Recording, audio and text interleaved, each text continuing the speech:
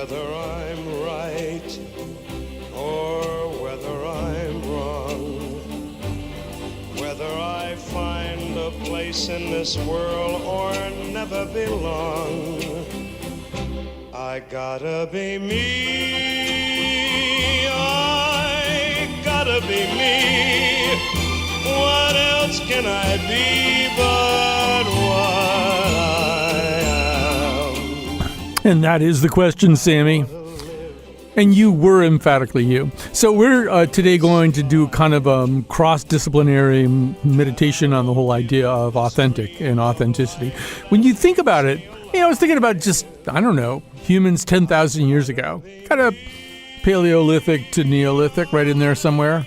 I mean, I wonder if authenticity was already an issue. Because there's got to be that guy who says, oh, no, this meat is really fresh. I killed a bison about 2 hours ago. And it's like some, dead animal he found at the bottom of a cliff or something. It's like important to know whether, people are being authentic with you and whether something you're receiving, the latest piece of, the latest Clovis point, it needs to be authentic. Anyway, I'm babbling. We're going to start right now with, in some ways, the representative of the organization that got all this started. That would be Merriam-Webster, which declared authentic the word of the year for 2023. And Peter Sokolowski is now joining us, as he has many times before, editor-at-large at Merriam-Webster. So, Peter, welcome back. Welcome back. Happy New Year. And maybe just remind people how it is that Merriam-Webster arrives at its decision. It isn't really a subjective one quite as much as it might seem. Sure. It's a statistical one, really, because the dictionary online has a lot of visits, and a lot of visits mean a lot of curiosity about words, and so we measure that curiosity. We have 100 million page views a month on the dictionary, and what we do is we take the data at the end of the year and look at which words were looked up in 2023 that were not looked up in 2022, and we also in that way take account of words that are just problems of the English language that have nothing to do with the calendar year. And in that way, we found that the word authentic was looked up appreciably more than in previous years. And it also responded to this sort of crisis of authenticity. When authenticity is questioned, we value it more. And one of the other finalists this year was the word deep fake. Mm-hmm. And practically every single week this year, as you know, we had stories about artificial intelligence. Yeah, I mean, I have this sort of longstanding belief that we tend to focus on something when it's endangered. And I mean, Wild West shows with Buffalo Bill Cody happen really kind of at the end of the Wild West, not in the middle of it. And so, yeah, we probably are very interested in authentic and authenticity. Although, Peter, this is one of those words that doesn't have just one meaning, or it has a meaning that pervades through a lot of different bits of terrain. In other words, a person can be authentic in the sense that he or she or they are true to themselves and are like Sammy Davis, are representing themselves authentically. Jon Stewart feels more authentic than Wolf Blitzer does. But then there's also the question of a painting being authentic. There's the question that you're bringing up. At what point do we identify stuff that's AI generated or just technologically generated in a way that isn't entirely accurate or true? To what degree do we bring that word, authentic and authenticity, to bear on those kinds of problems? But I feel like it isn't just one thing. And, I don't want to have a political conversation with you about this, but arguably the fans of Donald Trump see him as more authentic than the average politician. Oh, absolutely. And I think the word connects to identity in that way, right? I mean, that's really what we're talking about. And the word is connected to things like the word cuisine, authentic cuisine, and authentic self, authentic voice. And so that really connects directly to identity. So you're absolutely right. We are living in the age of identity without question, whether it's pronouns or political affiliations. And that is certainly true, what you just said. Yeah, we interchange authentic with real a lot of the time. But what we really mean, I think, is authentic. Yes, when you mentioned cuisine, I immediately thought of my boss of all bosses, Mark Contreras, our CEO. When he got here, he wanted to know where the real Mexican restaurants were, Yeah. And I automatically, you know what he means, but he's really saying kind of authentic, right? He's saying authentic Mexican food as opposed to what somebody in California decided an enchilada was. Well, exactly. And to me, that introduces the important idea of removing the intermediary, something that is direct to, in this case, a culture or a cuisine. And so removing the intermediary, that gives us the genuine or the authentic experience, whether it's hiking in the Grand Canyon or eating in a restaurant in Rome. And so that's what we're getting at. And it's an important idea, but it's also an abstract idea. So I would suggest that this word authentic, like the word integrity, like the word intimacy, these are abstract ideas that people go to the dictionary to confirm and to think about. Yeah, I think that is why they're going to the dictionary. I mean, we could take it out of the abstract. I mean, there's a concrete difference between an authentic $100 bill and a counterfeit one. But I think what brings up the questions, what brings up the need for the dictionary is that more abstract level. So just as we're kind of wrapping up here, I'm going to ask you to take off your lexicographer hat and put on your music authority hat, because I think it really comes up in interesting ways in music, right? There's, Lead Belly is more authentic than, maybe some white musician 20 years later doing a Lead Belly song. Although Kurt Cobain doing a Lead Belly song seems very authentic somehow. John Coltrane playing My Favorite Things might seem more authentic to somebody than Julie Andrews singing it. But it comes up in music a lot. And I think what we mean there has something to do with originality and also just something to do with, personal commitment to a musical idea. But I'd love your take. We should say Peter is kind of a jazz expert and hosts jazz programming and stuff like that.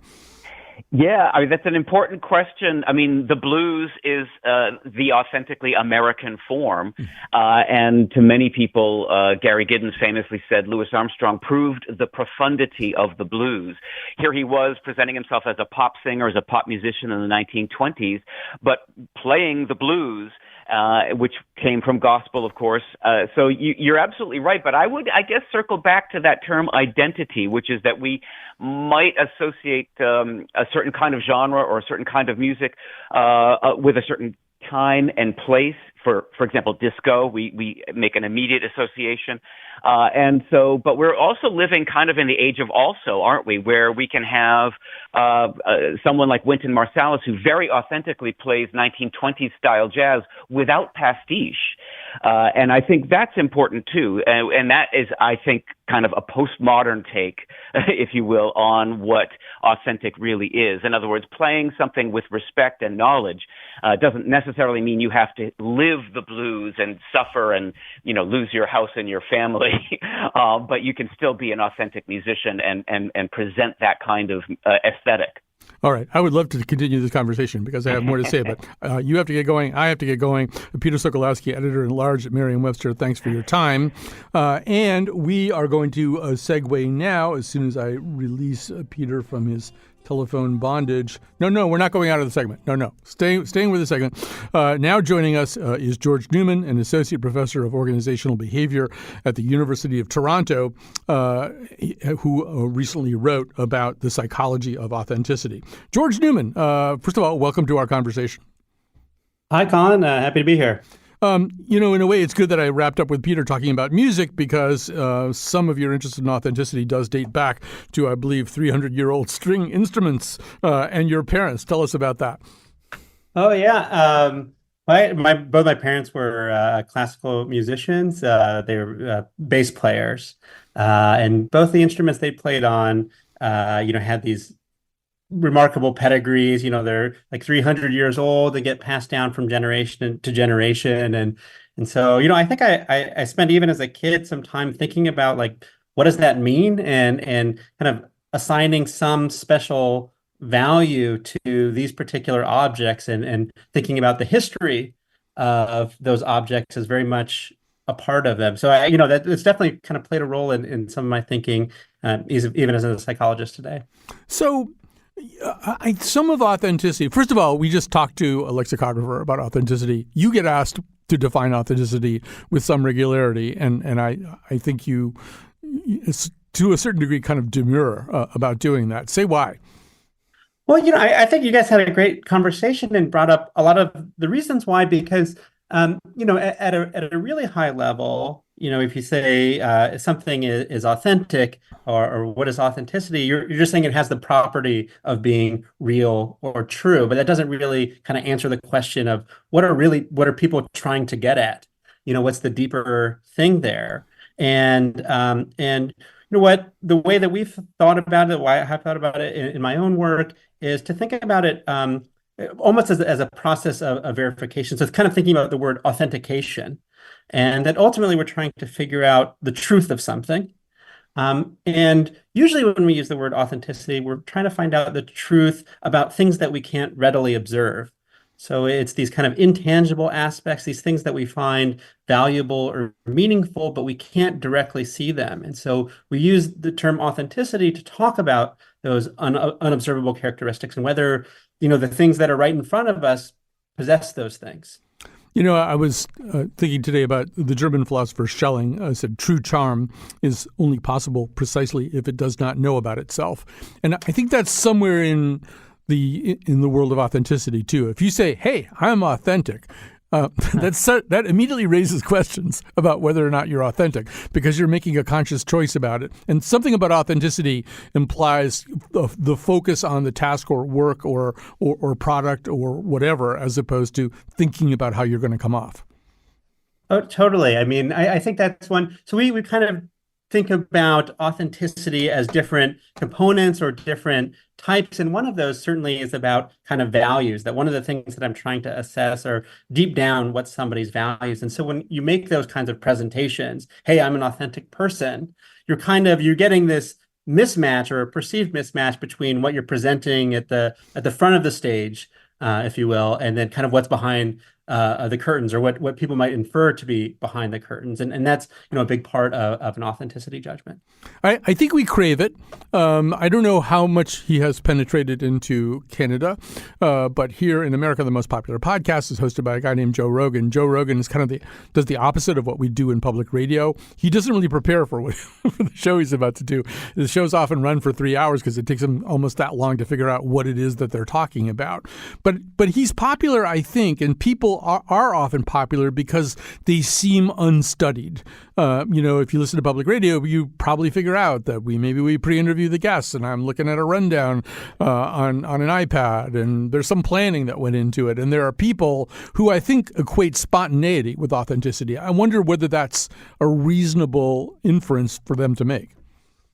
Yeah, totally. I mean, I think there is this notion of connecting with somebody's true self. That when somebody's being authentic, we're going to kind of connect with them in this unfiltered way. I think what's really fascinating about it is authenticity is very much in the eye of the beholder. So, two different people could both listen to Joe Rogan, and somebody could come away and say, wow, what an authentic interviewer, and somebody else says, oh, I don't think he was authentic at all. There's a lot that seems rehearsed there. So, it's very much about the kind of the criteria that people choose, and maybe even things like their own motivations, political motivations, et cetera. Yeah. I mean, which is paradoxical, too. The idea that authenticity is essentially a result of a subjective set of reactions is a little worrisome. But you have shown how fungible it can be. And maybe the best way to do that is to tell the story of the Queen's Goblet study. Explain that to us. Oh, yeah. So this was a great study that was done actually by some close collaborators, Bruce Hood and Paul Bloom. And they were interested in young children's ideas about authenticity. Do young kids care about authenticity at all? And so they built a fairly elaborate device. They told children that they had a duplicator machine. And then they said, okay, we're going to put some different objects in the duplicator machine. And, they chose some ordinary objects at first. And then they took something like, they said, oh, this is the Queen's Goblet. The study was run in the UK. So this is a high value item. And they said, this is the Queen's Goblet, and we're going to put it in the duplicator machine, and voila, now there's two identical goblets, the original and a perfect copy. And they asked the kids, which one do you want? And these were pretty young children, 5, 6, 7 years old. And overwhelmingly, all of the kids wanted the original goblet. So they didn't want the duplicate, even though, on the surface they looked identical. And so that's, something that all of us participate in, or almost all of us participate in. And it's almost a fetishization of, or maybe Freud would say it was a cathexis. For example, I have an autographed picture of Brian Wilson. Brian Wilson, the leader of the Beach Boys, and somebody whose music has meant a lot to me, that was given to me as a gift. And it is important to me that it's signed by Brian Wilson, and it's gone through an authenticator who authenticates autographs and things like that, and bought from a reputable dealer and all that kind of thing. But I mean, to your point, why is it important to me that it's signed by Brian Wilson? I mean, it's not like he and I have any kind of deeper relationship as a result of that. So some other mechanisms going on there, right? Oh, for sure. Yeah. So, your former guest mentioned the idea about identity. I think the meaning that you associate it with is a big part. But something that we found in our research as well is that it has to do a lot with magical thinking. That part of it is rooted in this idea that when objects come into contact with famous individuals, celebrities, or musicians, that maybe a little piece of them kind of rubs off on the object. And that's what's making it valuable. That's why we want the original autograph, or I want my, an heirloom that was, from the Queen, or, some other kind of celebrity memorabilia, is that it kind of contains a little piece of the person, like kind of some historical cooties or something like that. Well, yeah. And I wonder how much magical or irrational thinking goes into that. I mean, just to even go back to your parents, there are people who would say that you can make a violin today that sounds as good as, if not better than, a Stradivarius. But there's something else that we're talking about here. And I guess authenticity has something to do with that. But react to that. Yeah, I think you're getting into some really fascinating territory that I think kind of gets to the core of just who we are and how we perceive the world, which is, we are meaning makers, and we search for meaning all around us, but we're also very physical creatures. And so, we I think look for places to instantiate that meaning, which is this very intangible thing, in kind of a physical reality. And I believe that a lot of these authenticity judgments and our valuation of authentic objects is about that process, about us kind of instantiating meaning in a physical reality. So you've actually looked at this almost at a quantitative level. To what degree is the possibility that Jackie Kennedy ran her finger around the edge of a picture frame going to add value to that picture frame above and beyond what it would just simply have as a picture frame? And we're back to this cooties, like positive cooties question, right? Exactly. Yeah. Positive cooties. I should have clarified. Positive cooties for sure. So that's actually in that paper we looked at several celebrity auctions, but one was what was called the auction of Camelot. So Sotheby's auctioned off all of JFK and Jackie O's possessions after Jackie O passed away. And so, it's this huge data set, all kinds of things, some very iconic objects like, JFK's rocking chair, but, some other things, just like very mundane objects. And what we did is we had some research assistants go through, and just in the entire data set, we just said, how much contact do you think somebody would have with this object? They scored it on I think it was 1 to 9 scale.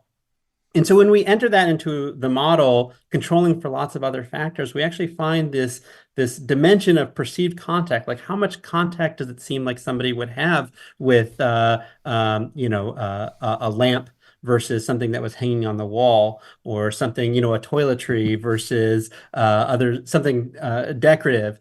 Those items that had more physical contact actually wound up selling for significantly more at auction. So we could actually predict the auction results from that measure of physical contact. It's amazing because it also, obviously nothing would have had more physical contact, although perhaps less glorious physical contact, than JFK's rocking chair. Although the other thing that happened at the time of JFK was that sales of rocking chairs, specifically rocking chairs that were made to look like the one that he used, went through the roof. Everybody wanted one. So yes, there's magical thinking attached to the actual possible physical cooties that might be on, a lamp or something like that.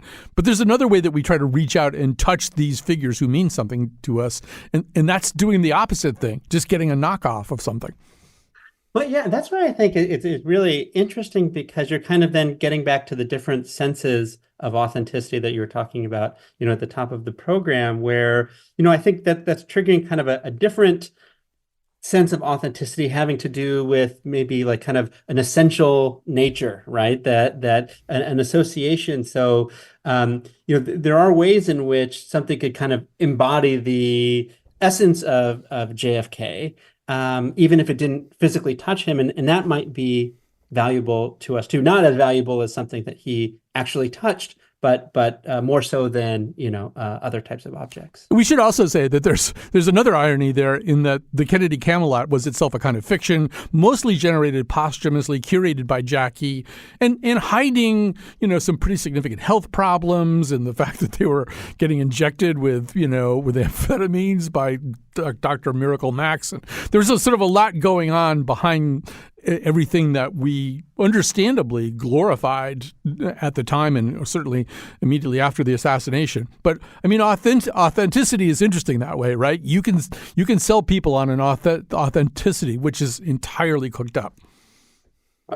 Totally. It's very much about the story, but then it's also something that people can update. And you've certainly seen that with some visual artists that have maybe fallen out of favor, or people have learned facts about their histories that kind of have changed the way in which the work is perceived. And we've kind of looked at that the dark side of the cooties as well. That when somebody is maybe associated with moral transgression or some other kind of harm, that can have a negative effect, right? And it's actually far worse if that person has had a lot of contact with the object than if they didn't. I know you have to go, but we should say you found that out with auctions of Bernie Madoff's stuff.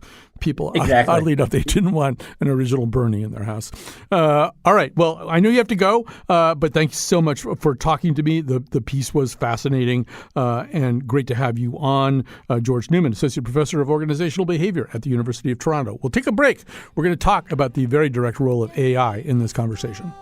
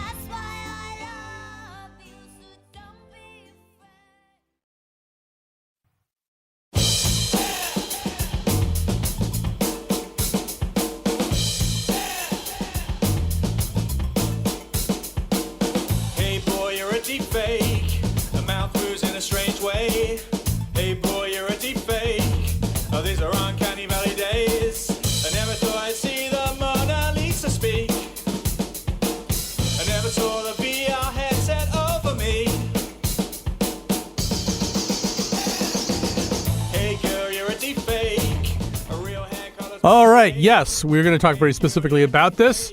I'll just quickly say that some of you know I teach a course, a seminar in political journalism in the political science department at Yale. And at a certain point during most semesters, it'll happen again in the semester that's about to start, I realize that my students are getting way ahead of me. So last year, there's a project we do at the end where we kind of simulate a political campaign. One team was simulating a Tim Scott a presidential campaign. And as I was watching their presentation, suddenly Tim Scott started giving this speech, except that it was Tim Scott's voice giving a speech that they had written. They had just AI'd it. It was the first time that's happened in the time that I've been teaching that course. And I just realized, boy, we are not in Kansas anymore. Joining us now, though, is somebody who can tell us where we are instead of in Kansas. That would be Ethan Bueno de Mesquita. I actually heard a fascinating conversation between him and Galen Druke on the 538 Politics podcast. He's the interim dean and Sidney Stein professor at the Harris School of Public Policy at the University of Chicago. So, Ethan, first of all, welcome to our conversation. And then second of all, we're about to head into an election cycle that is tinctured by AI in a way that nothing has been before.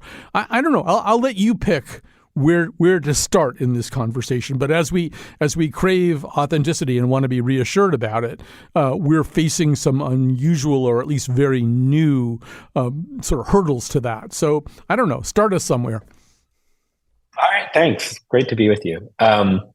We definitely are. And I think authenticity is a kind of an amazing way of framing where we are thinking about elections. I think, AI is going to do lots of things to elections. Some of them, things we're a little bit familiar with from our last decade of dealing with social media and elections, where I think, authenticity issues were also pretty live. I think that, one of the great challenges for elections in 2016 and 2020, especially in the United States, that social media gave us was often we didn't know who was speaking, and often we didn't know whether what they were talking about was real or fake in a kind of, the world of the internet is often anonymous and you could fake things. And we had lots of information that was highly contested and we didn't know what to trust. And I think AI is in some ways that on steroids. You can at scale create incredibly convincing, as you experienced in your class, incredibly convincing material that looks real and is fake. And it's going to leave us in an information environment where we really are at sea with respect to whether or not we can trust information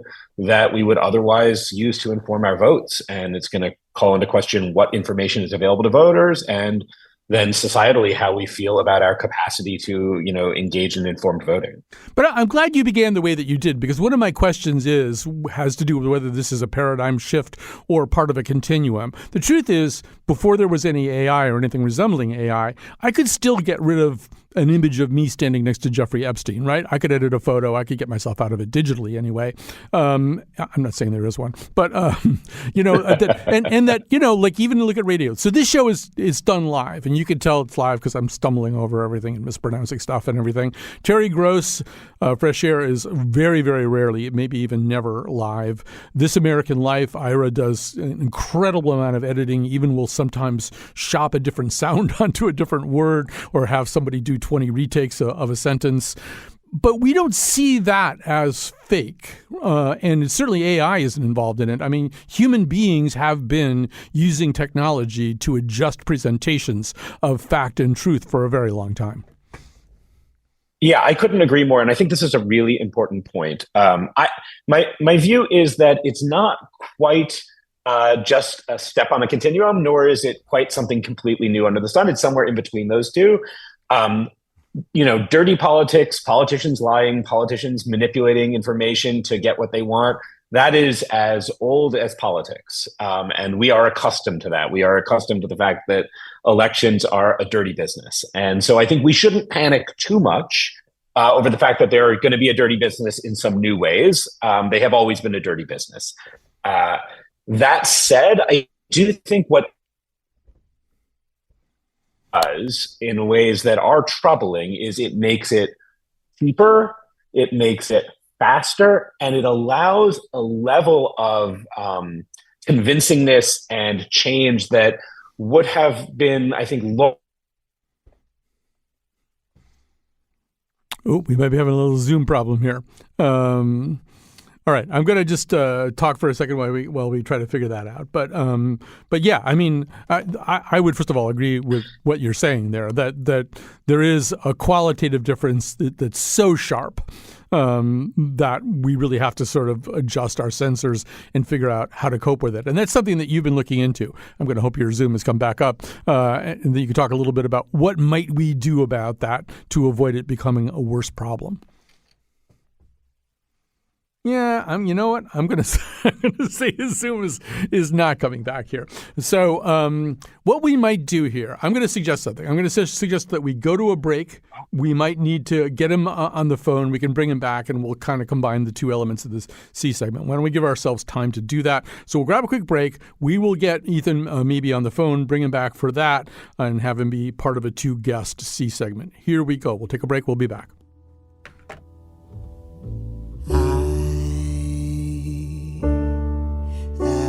What I am, I don't want praise, I don't want pity, I bang my own drum, some think it's noise, but I think it's pretty. And so, if I love each sparkle and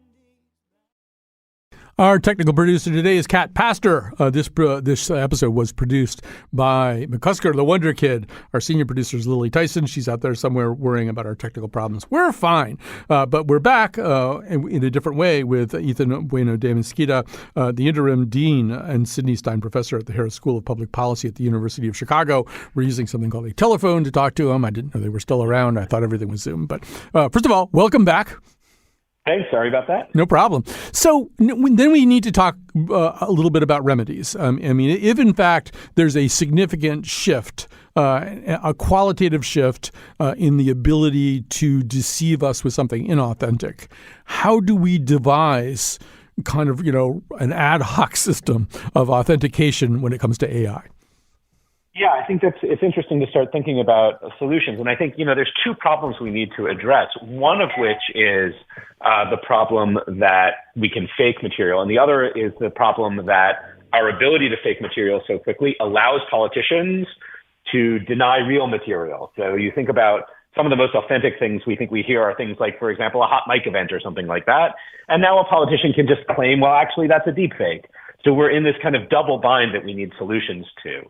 And I think it's interesting to think about, one of the solutions we've talked the most about, I think, in the public discourse has been things like labels. There'll be some technological solution. Anything touched by AI will get a watermark on it. And then social media websites will be able to stick a label on it. And we'll just see what's AI and what's not. And I think we've put a little too much faith in technological solutions. I think that the problem, of course, is, as you indicated, we edit lots of things with AI. Almost everything gets touched by AI now. If I want to remove red eye, if I want to take somebody out of a picture of me, it doesn't have to be Jeffrey Epstein. It can just be someone in the background. I use AI for that. So if we start labeling everything that's been touched by AI, it'll look like everything's inauthentic. And that's not right, of course. So I guess I wanted to think about one other solution, and it actually comes back to something Peter said in an interesting way. He talked about sort of authenticity having to do with getting directly to the source and not having a mediator. And one of the things I think AI will do for authenticity is it's actually going to push us in some ways back towards mediators. And I don't mean we're going to want, just like all our content to be mediated, but we're going to need professionals who are willing to sort of attest that something is authentic. So I think one of the things social media really did is it took us away from professional journalists and towards citizen journalists and looking at things online and all information was equal. And in a world where AI can fake so many things, we really might want to get back to a place where we are looking to professionals who are willing to sign their name and their reputations to a piece of material and say, no, I'm willing to tell you this is authentic. I shot this video or I made this recording and I know it's real. And I think that actually could be an interesting change in our politics back to a kind of pre-social media era kind of thing. Not that we'll just have Walter Cronkite telling us what to think, but that each of us will identify who are the people whose willingness to put their reputations at stake and say this is real content is meaningful to us. The other option would be to have some kind of, high priesthood or a council of Vestal virgins or something who would look at stuff and I don't know about the watermark, because it could be after a while people just stop noticing the watermark, but some kind of process in which an independent board, because I totally agree with what you're saying. It's very meaningful when somebody says, yes, I, Jake Tapper, reported this piece and it's, blah, blah, blah. There's no AI in it, whatever. But then, there's a lot of people who go, well, he's just a guy saying that it's true. And how do I know that guy is an AI anyway, telling me that the other thing is an AI? You kind of want that third party, although the record with social media having third parties intervene and moderate isn't really terrific. But say how you see it with AI. Yeah, so this is the sort of the fact-checking solution, if you will. And I do think there's going to be a role for fact-checking style organizations. I think we will see the emergence of consortiums of journalists or academics or other people from civil society who are going to try and certify what's authentic and what's not. That will, I think, in the same way that things like fact-checking and third-party verification on social media became extremely divisive and polarized, that will too. I think there isn't a solution to the fact that, to the state of the world that we are just skeptical of one another in our polarized politics. So I guess I'm all for, civil society organizations of experts saying we are willing to do some investigation and say what we think is authentic or not.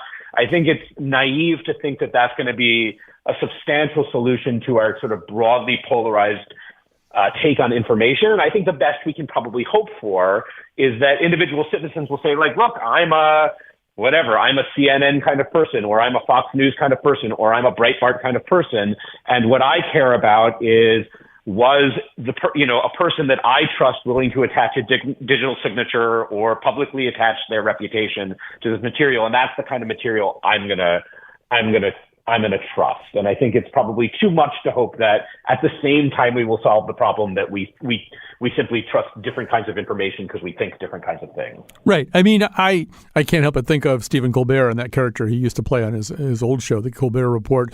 And when he introduced the idea of truthiness, he said, and everybody knows that facts have a well-known liberal bias.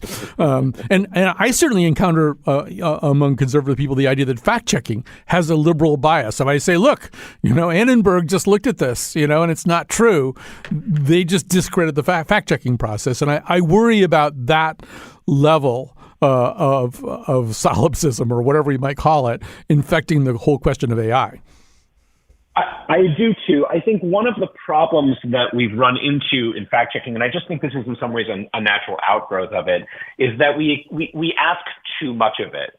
There's a set of questions which are factual, right? The population went up or it went down in a city or a state, and that's just true or not true. And there's a bunch of questions which are highly disputed and we're not sure of the answer, et cetera. And I think when we create fact-checking organizations, they push at the boundaries of those things. And they push at the boundaries of those things in ways which, in fact, probably reflect a point of view on the world. And so I think not all claims from the left or the right that evaluations of information sometimes bleed from black and white questions of fact to gray questions of opinion are wrong. Some of those are right. And I think that's an inevitable fact about fact-checking itself. And that's why I don't put as much stock in it, I think, as some, that I think it just inevitably is going to be contested. There's just always a gray area. And once we start, we're going to inevitably bleed into the gray areas, and then we're going to be arguing about it. So last area to get into, obviously we've been through a period in education that involved media literacy, trying to understand particularly social media and digital media and how to evaluate claims made on it. I don't know what grade we would give that at this point, but we're going to do something new. And I was pleased to see, I should say this, I have said to some of the classes that I've taught, I've said, look, I don't care if you use Wikipedia, but do me a favor, become a contributor to Wikipedia or an editor, whatever the hell they call it. I am, and then edit some articles and see how that goes. Because you should understand how this process works before you decide whether or not to trust it. You're telling people to do the same thing with AI. Absolutely. So one of the things, we did a big survey of Americans to find out how they think about AI. And one thing we learned is that most Americans haven't used even a chatbot or whatever. So they really have no idea. And when you ask them how they're going to use AI for elections, the most common thing they say is the thing they would be most likely to do is ask an AI a factual question like, where's my polling place or what is election day, which is exactly the opposite of how you want people to use AIs. AIs don't know the answers to those kinds of factual questions, and potentially they could make them up. The big AI companies are being very careful as best they can to make sure that ChatGPT or Bard won't answer where's my polling place. It'll tell you, if you ask it today, it'll tell you something like, go and ask your Secretary of State. I don't know the answer to that kind of question. But you really don't want people asking those kinds of factual, technical questions to AIs. Whereas if you ask them a question like, I think the following things about policy, do you think I'm more of a Republican or a Democrat? It might do a pretty good job. If you could imagine a campaign, making a virtual Ron DeSantis who you could chat with, you might actually find it engaging and learn a lot about what Ron DeSantis thinks. So there's uses of AI that could be really good. There's uses of AI for elections that are quite bad. And until people start interacting with these things, they're not going to have any sense of which those are. And so I do think there's lots of work going on now in civil society on AI literacy, which is, I think, to the good. But I think the best thing a person could do if they want to become AI literate is spend an hour with ChatGPT. It's not hard, and you'll learn a ton about what's going on just from a little bit of time. Yes, absolutely. Ethan Bueno de Mesquita, thank you so much for your time. Interim Dean, and Sidney Stein, Professor at the Harris School of Public Policy at the University of Chicago. Thanks very much for talking to us. My pleasure. Thank you. And then we're going to switch gears to the world of art authentication. I'm not used to doing this without the break, but it's going to be just fine here. I think I used to do radio shows exactly like this. Joining us is Jeffrey Taylor, a partner at New York Art Forensics and a U.S. Fulbright Scholar to Lithuania. He wrote the book, The Art Business, Art World, Art Market. Jeffrey Taylor, welcome to our conversation. Thank you. Thank you for having me. So as we're talking about authenticity, obviously authentication of art is a whole separate field and one that has very high stakes. So maybe you can just sort of walk us through some of the elements of that. I mean, you typically start with what is called provenance. And which is basically, is there some kind of proof that the art came in an orderly fashion from where it should have originated to where it is now? But you can maybe say a little bit more about how that works at a practical level. Yeah, that's obviously, we think about it as a three-legged stool of the process of authentication, of which there is a visual examination, what we might call connoisseurship. In other words, does it look like the artist? That used to be all they did back in the 19th and for much of the 20th century. Provenance is that other leg of the stool, which is sort of a history of the artwork, where it's been and who owned it. And the most recent element that is now crucial is the scientific analysis of the artwork to determine whether it is correct in its materials to the time it purports to be. And now really a correct examination, what we do at New York Art Forensics, would involve all three of those. And I think that's really important because we are facing a constant crisis of forgeries in the art market. Yeah. Now, obviously, oddly enough, in some ways, particularly with that third leg of the stool, the more recent something is, the harder some of those techniques may be pressed to either authenticate or de-authenticate it. Whereas if it's got titanium in the paint, it's not a Botticelli, right? There's certain things that, 100 years or 200 years or 300 years are huge game changers in terms of what shows up in terms of scientific analysis. Absolutely. Absolutely. And that's absolutely true, that when you are dealing with a Renaissance painting, there's really a very limited set of pigments that they had available. Honestly, you could list most of them on your two hands. But of course, as we get into the 19th century, they expand. And in the 20th century, you have dramatic new types of pigments and binders that make the paint.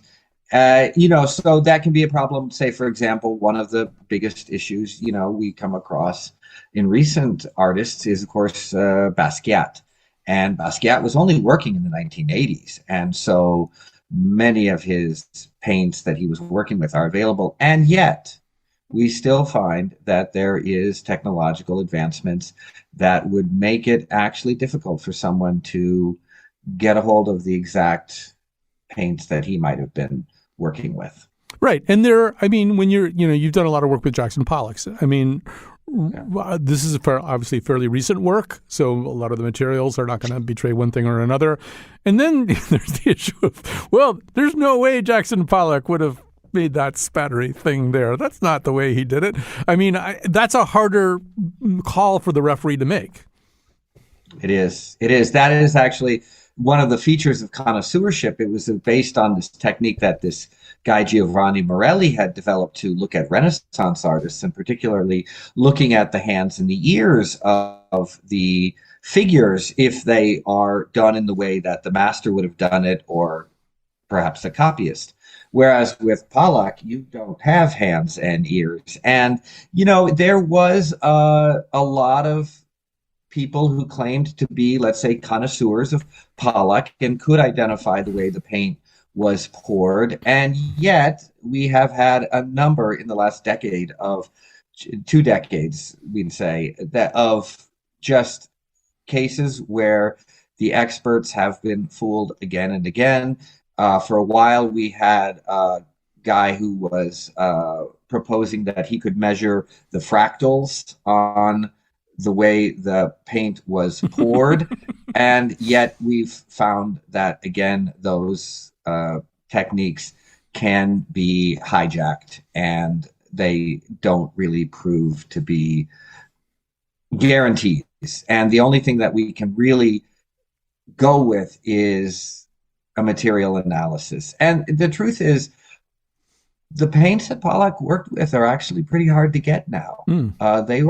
They're different. The ones that he had available to him in the 40s and 50s, those binders have changed.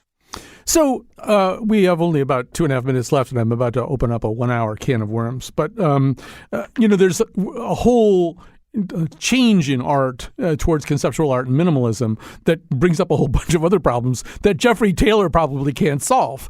A Sol LeWitt is authenticated. It's an idea. It's a concept. It's 38 3-inch curved lines drawn on such and such a surface, and there's usually a COA, right, a certificate of authenticity from Sol LeWitt. Although there have been cases where that's been lost, and then now, how do you prove that you own that piece of work?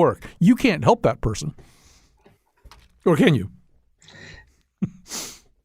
You pose a great question there, exactly, and that's exactly one of those conundrums with the conceptual field, which is that it relies on these concepts of certificates of authenticity and this attachment to an intangible concept, which gets back to the Walter Benjamin article about the work of art in the age of mechanical reproduction, and this concept of, does this work have a sort of authenticity that is tangible? And it's only gotten worse with the recent phenomenon of the NFTs, where again they're essentially trying to attach these metaphoric representations of authentic physical artworks to things that are intangible